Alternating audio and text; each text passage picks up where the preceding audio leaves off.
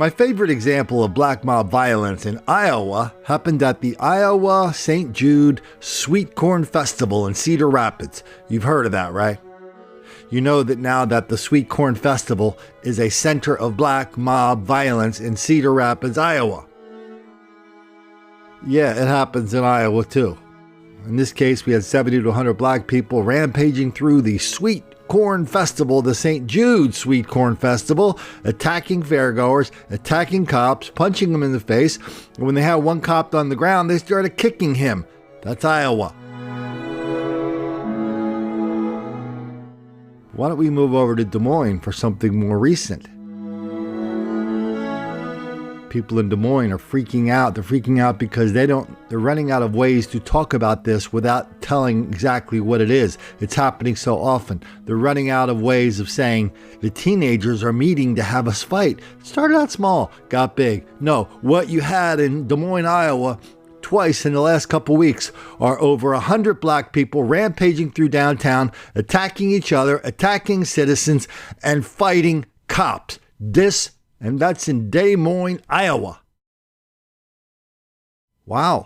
Started out as kids showing up to see a fight, ended in 3 arrests Wednesday. In this case investigation report, police say 100 to 125 juveniles arrived at the DART bus station. We started getting a large crowd down there. You could tell tensions were rising. People who ride the bus every day say teens gather outside Central Station often. Just normally high school kids or like middle school kids, and they'll come down, it starts normally with play fights and stuff. Glad the cops are there, because it stopped that. Because if they weren't, they'd still be fighting down there. Police tried to control the situation and most students listened, but not all, leading to what you see here.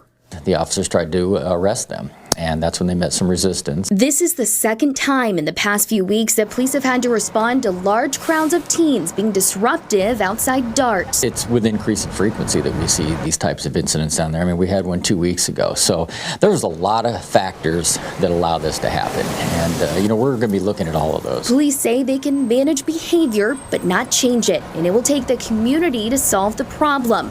Those with DART agree. Our DART team is working closely with the Des Moines Police, the City of Des Moines Public Schools, and other community members to determine the best steps going forward in these situations. It's important that we all work together as a community. Eventually, about 100 high school and middle school students converged onto an area around 6th and Walnut.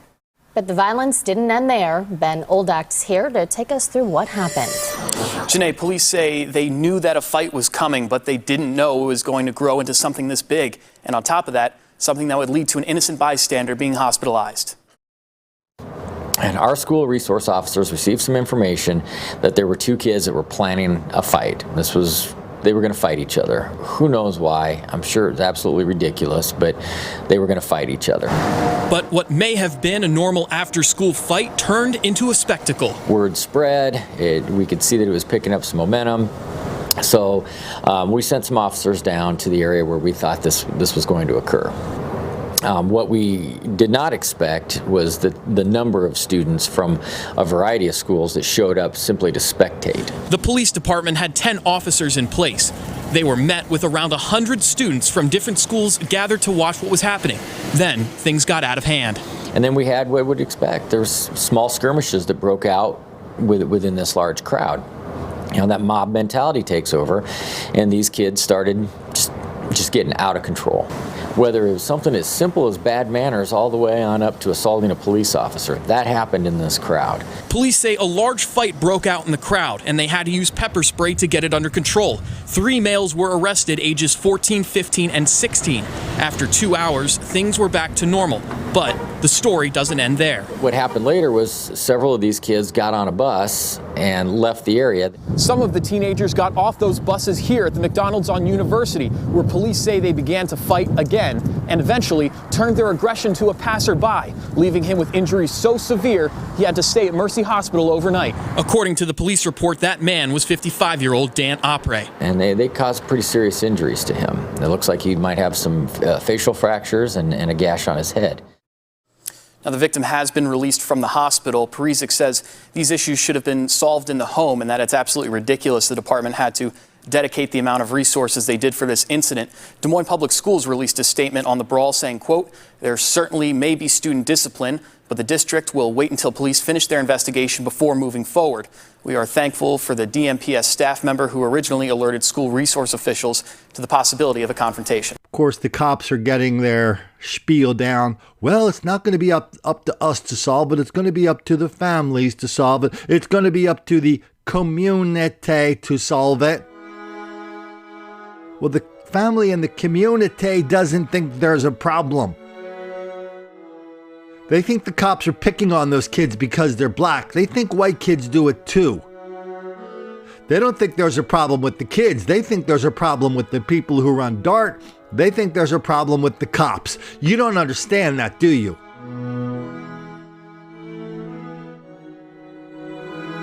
Well, the less you understand it, the more ridiculous you sound as you say it. Because Des Moines, you have a full-fledged problem with black mob violence, however you want to describe it, however you want to be in ignorance, denial, and deceit about it. You're not going to tell us anything new, Iowa. You're not going to pull any cards out of your sleeve of denial, deceit, and delusion that we haven't seen before. Every cop in Iowa remembers the most important lesson from Beat Whitey night at the Iowa State Fair. Does anybody remember that? A couple of years ago, we talked about it a lot, and Don't Make the Black Kids Angry and White Girl Bleed a lot. Large group of black people at the Iowa State Fair in Des Moines, rioting in the fair, out of the fair, beating up patrons in the fair, out of the fair, on the way to the fair, leaving the fair, in the parking lot. Cop did a police report saying the kids were screaming it was Beat Whitey night. They attacked cops too. So they went to the police spokeswoman, Lori Loverato, and they said, "Lori, what's up? Are there a bunch of black people attacking white people? Or why is that happening in Des Moines? That doesn't happen in Des Moines, Lori Loverato." She said, "Yeah, it was a bunch of black people. We're trying to figure out what's going on." She got fired the next day for that. Every cop and every public official in Iowa got the message. When the fellas start rioting in Iowa, in Des Moines, or in Cedar Rapids, just shut up about it, or the same thing will happen to you. The community has to solve this problem with better parenting. Why don't you just come out and say it, Iowa, what the best solution to this problem is? The riots were caused because we did something to make the black kids angry.